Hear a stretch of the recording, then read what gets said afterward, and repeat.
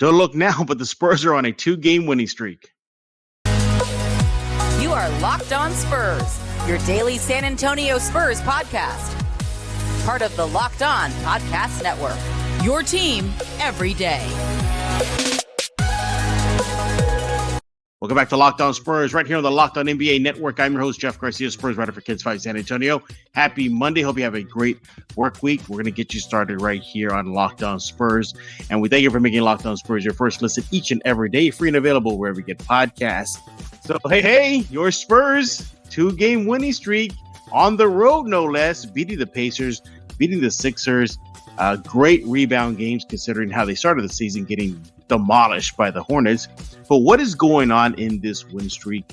Why are the Spurs picking up W's? Is it too soon to start getting the River Parade ready?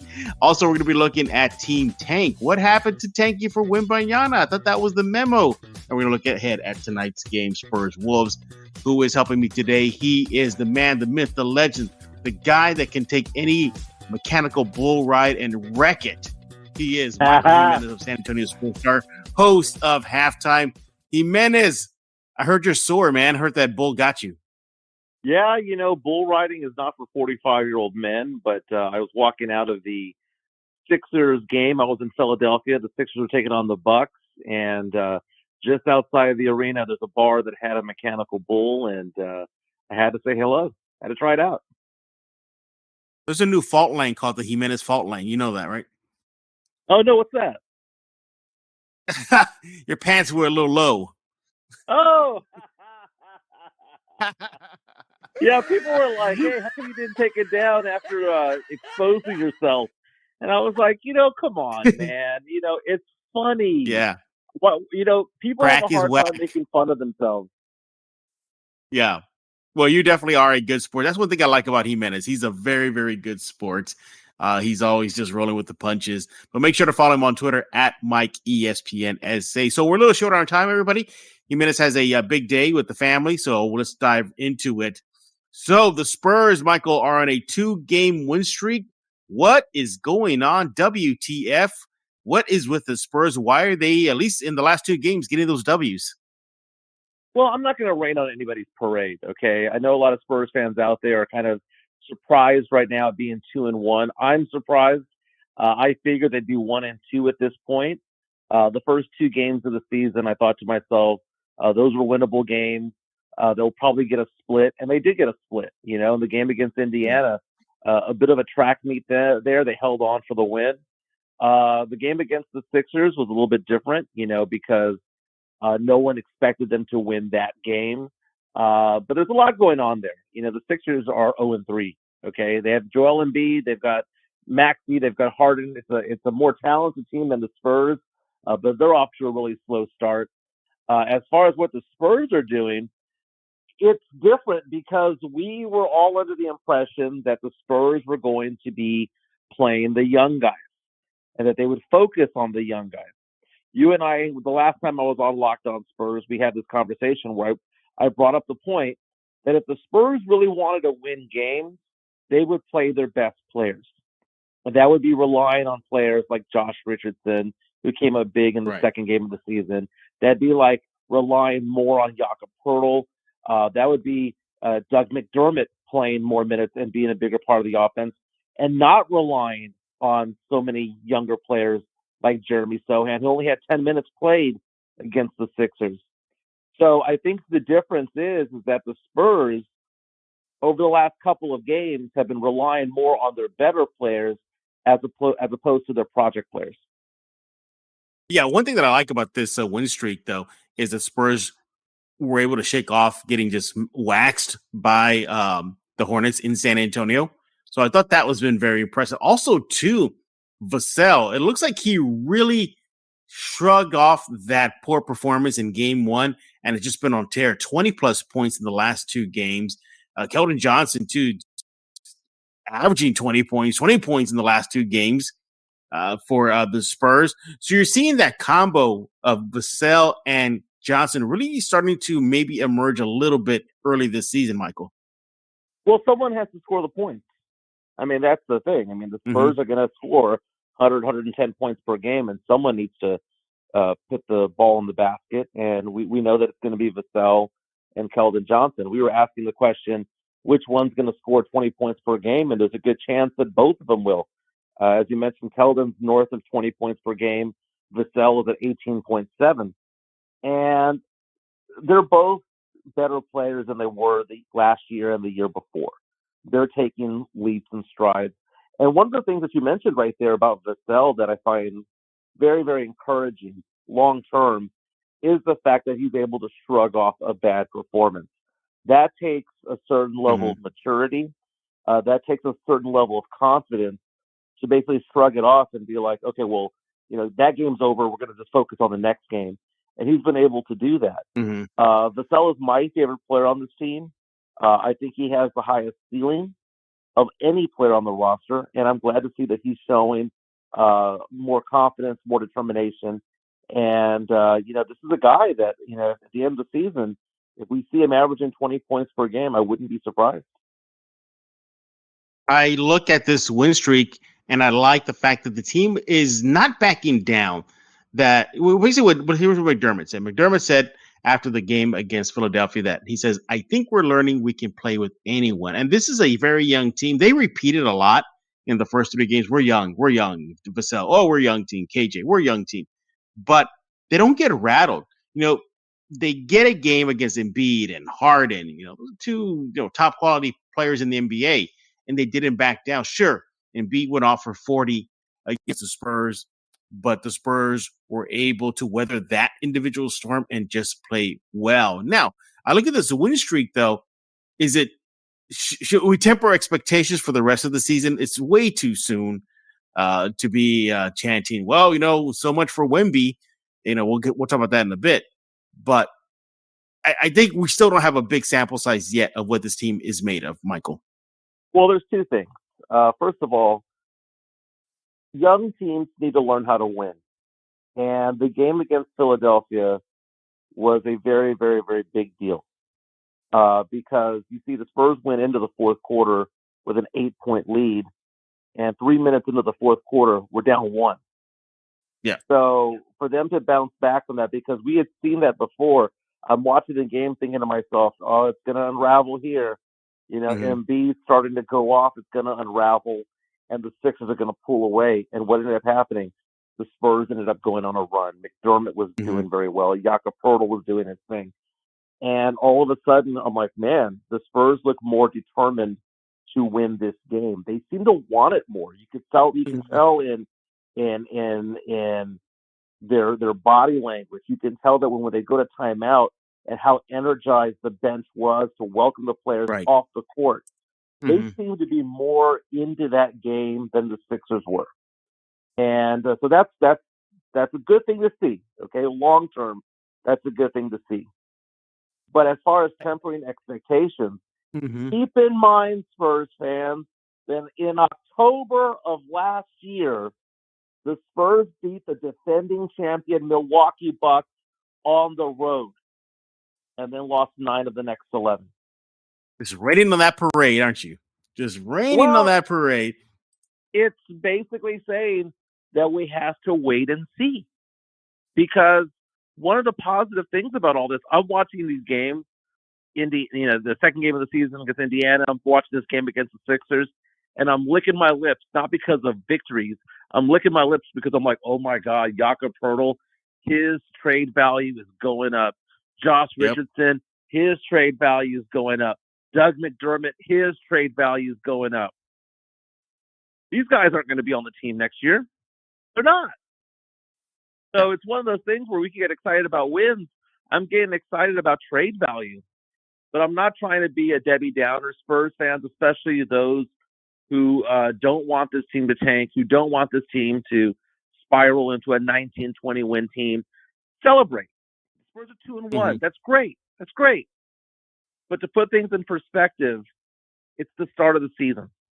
To put things in perspective, if an NBA game was comprised, let's say this 82-game season was sliced and diced into the time frame of a 48-minute NBA game, we'd be in the second minute of the first quarter.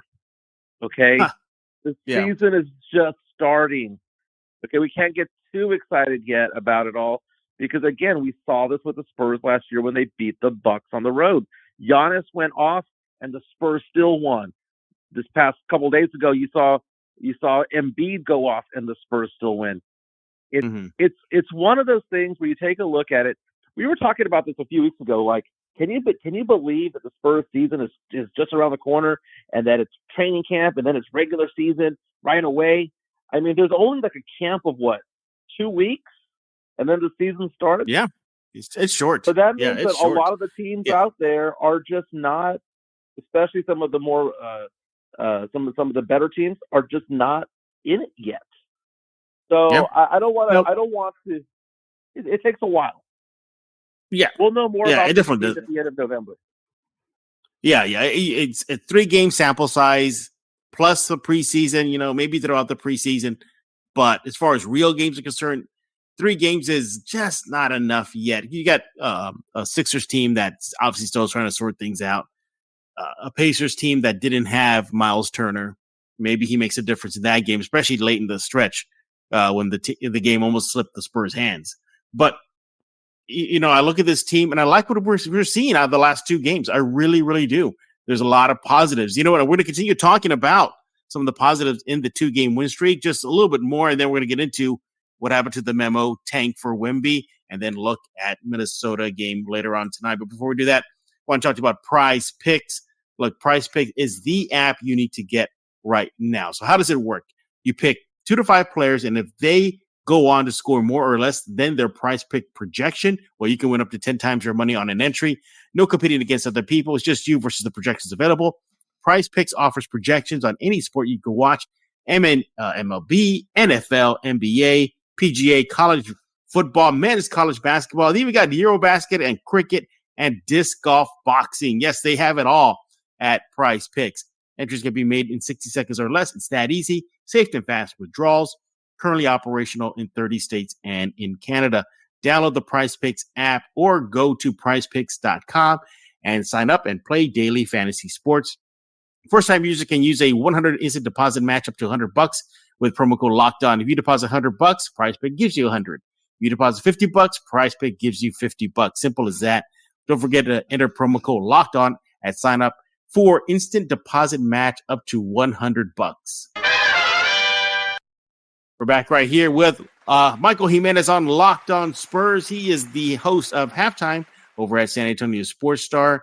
And we're looking at the Spurs on a 2-game winning streak. And thank you for making Locked On Spurs your first listen today. Now make your second listen game to game NBA. Every moment, every top performance, every result. Locked On Game to Game covers every game from across the NBA. Local analysis that only Locked On can deliver. Follow Game to Game on Locked On NBA.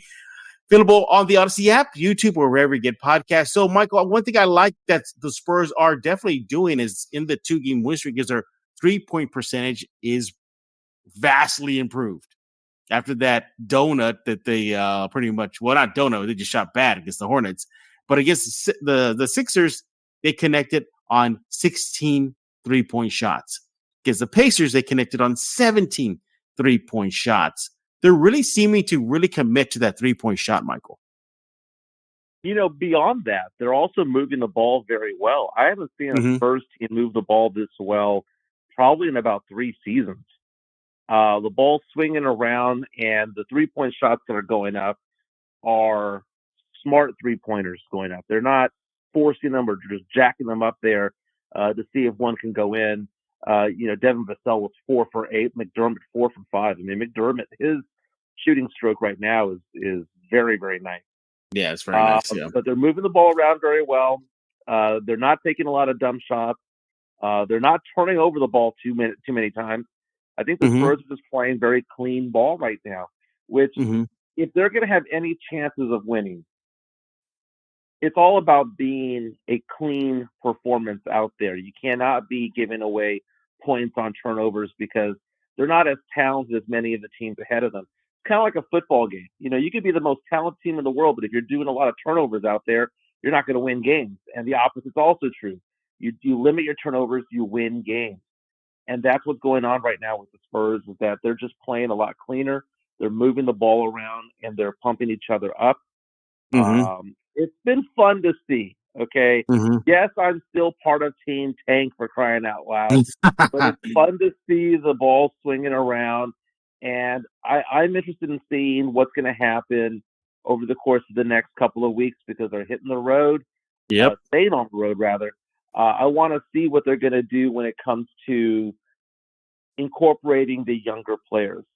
Mm-hmm. Jeremy Sohan, last game, he started but played only 10 minutes, only had 1 point.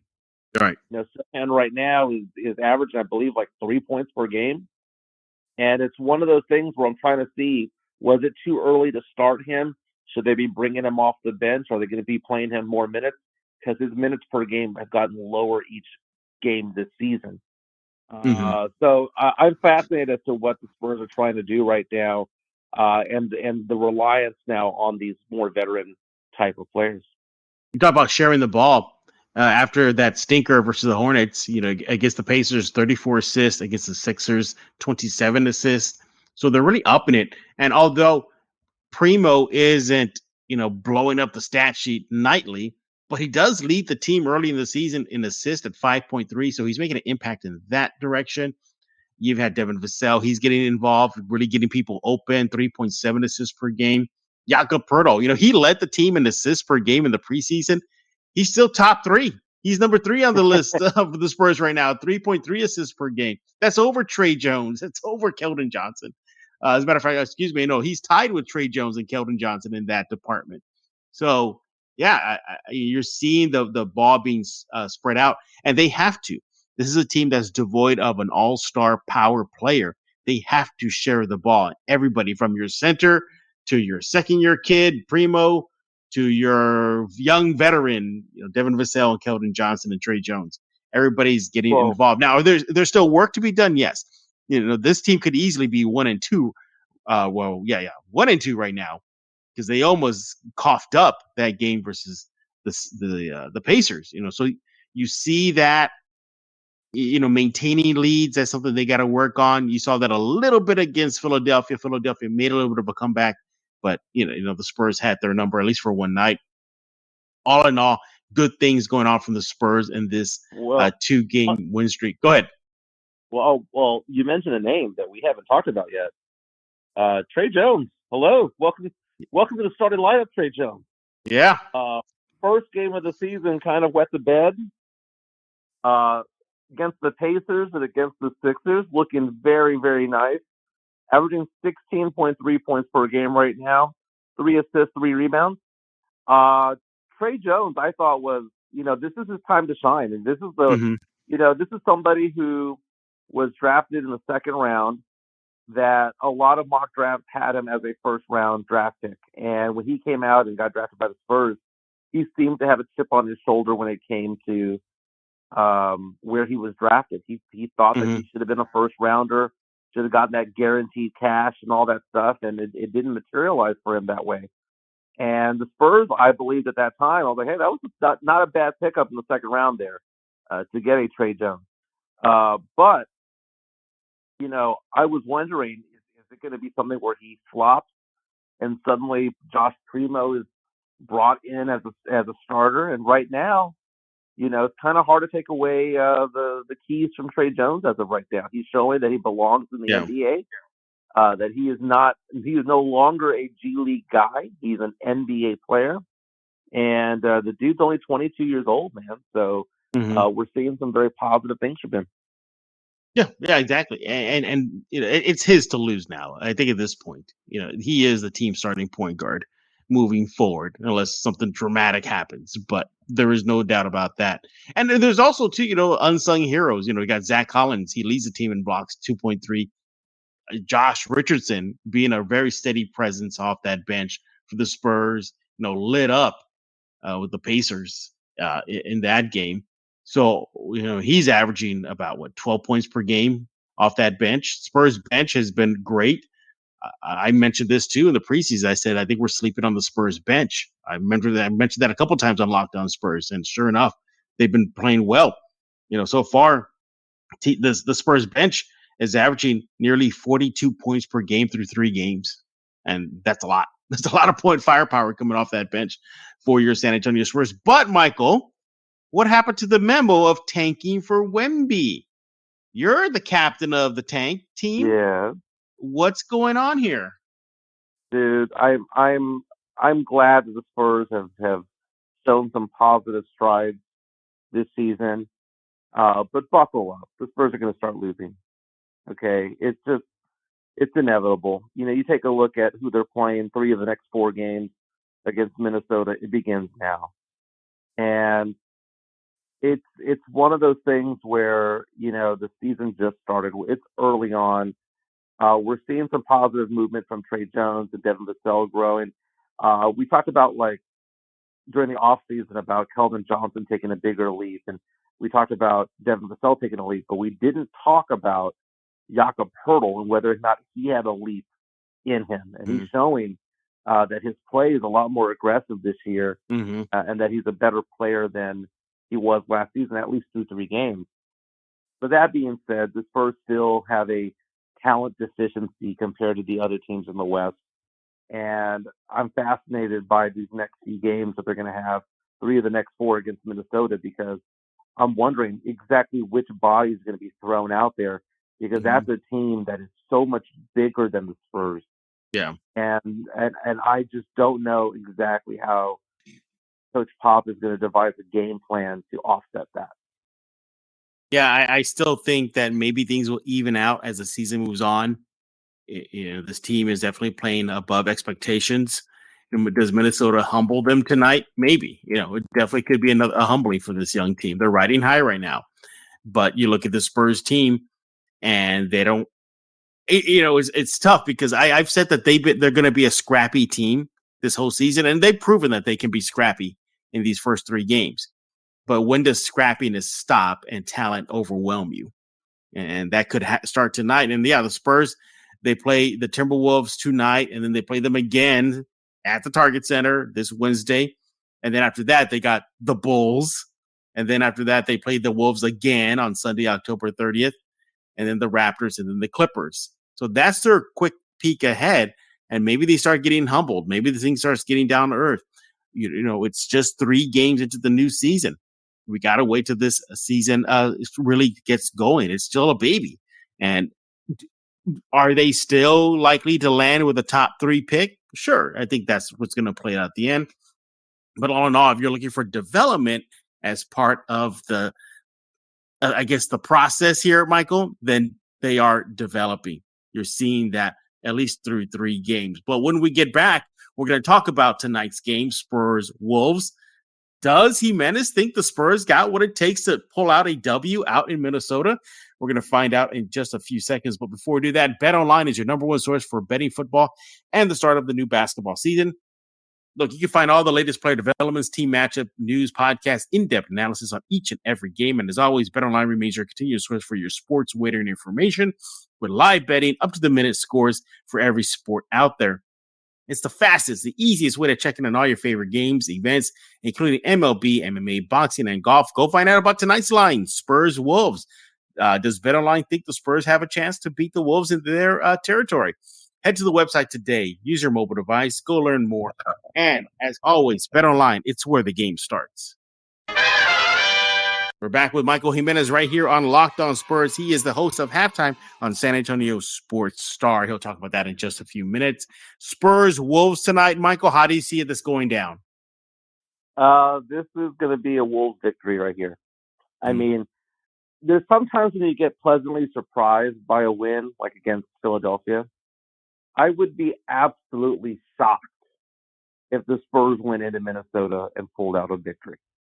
Absolutely shocked in either of these next 2 games, because the size disparity between the teams is massive. You take a look at this team. We're familiar with Minnesota being out there with Karl Anthony Towns and Anthony Edwards. But keep in mind, during the offseason, they got Rudy freaking Gobert from Utah. Yes, and sir. That is a big, big deal. Rudy Gobert, 7-footer, defensive player of the year candidate every single year. Has won a couple of times. This is a very, very, very tough team. You got 2 7-footers down low. Anthony Edwards, D'Angelo Russell, by the way, is leading the team in points per game with 21.5. They throw so much at you. if the Spurs are going to win this game, they got to score north of 120 to make it happen. And it's kind of like, if they're going to zig, are we going to zag, or are we going to try to body it up? Because I cannot see these two 7-footers down there, these twin towers of Gobert and Karl Anthony Towns. I can't see the Spurs throwing out there Jakob and Sohan. Yeah. Yeah, I mean, who exactly is going to guard these guys? Well, they're gonna have to throw out Dieng too. Dieng's gonna be 6 fouls right there. Yeah, that. See what we're doing right there? And at that point, what are we doing? We're going to be 4-on-5 offensively, or 3-on-5 offensively. And then you have Vassell's going to have his work cut out for him, guarding one of the guards, whether it be D'Angelo Russell or Edwards. They're going to be having to struggle on both sides of the court. Man, Minnesota's going to be a really good team this year. But then again, we're catching them at the beginning part of the season. But man, there's just too much length, man. There's 14 feet of player down low. Karl Anthony Towns, Rudy Gobert. We've got 2 7-foot all-stars down low.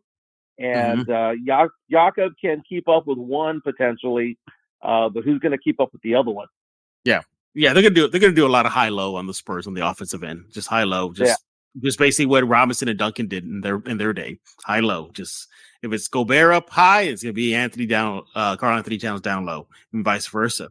But you're looking at this Wolves team now. Look, they did lose to the Jazz, a team projected to be in the Wemby sweepstakes in overtime. And you're talking about having to score north of 120.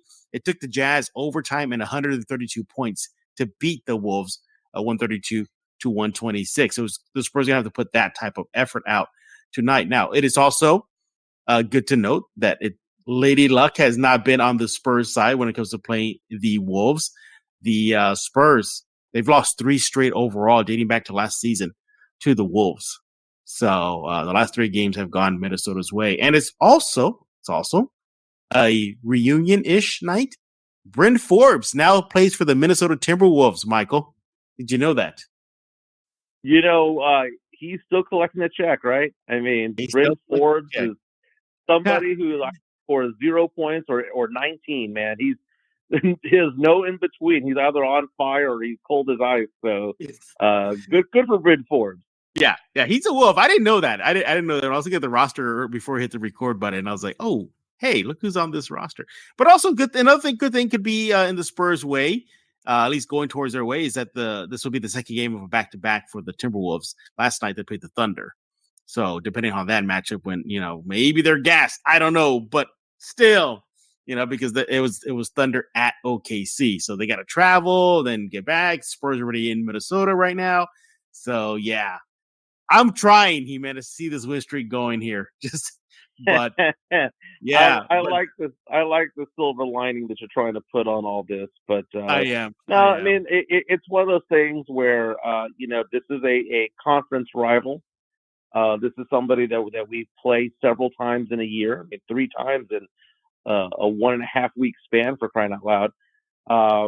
This is a very good team, and I don't want this to be considered a measuring stick for the Spurs, because even if the Spurs lost to Minnesota all 3 games, I don't even think it's a measuring stick, and I don't think that it's something that Spurs fans should look at and go, oh, well, maybe we're not as good as we thought we were after being 2-1. Some matchups are good and some matchups are bad, and right now when it comes to Minnesota, I just think it's an awful matchup for the Spurs. And so it's one of those things where I'm not going to take too much stock in the fact that the Spurs beat the Sixers, but I'm not going to take too much stock in if the Spurs, in fact, lose to Minnesota once or twice or 3 times, because I just think it's the worst matchup possible for the team. We'll see if that win streak continues tonight or it comes crashing down. He is Michael Jimenez with San Antonio Sports Star, host of Halftime. Tell us what's going on at halftime. Oh, halftime's fun, man. I'm back in town. I was out Wednesday, Thursday, Friday. So I am back. We are 12 to 2, Monday through Friday.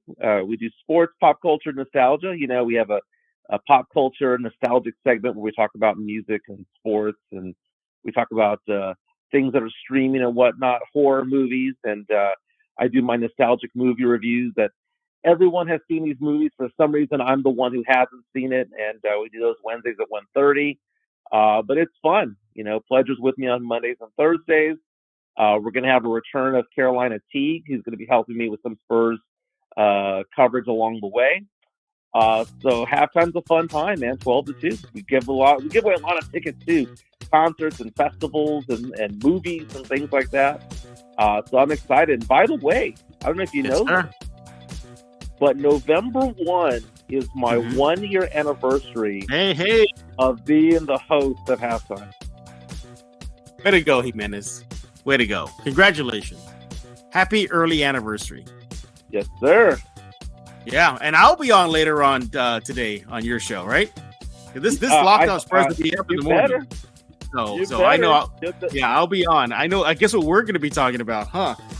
Team Tank. What happened to that? We're going to be talking people back onto the ledge as opposed to back off of it, because it's funny because people are reaching out on Twitter going, so much for Team Tank. And I'm like, dude, wait till game 20 of the season and then we'll have a conversation. Okay, the season just started. We can't.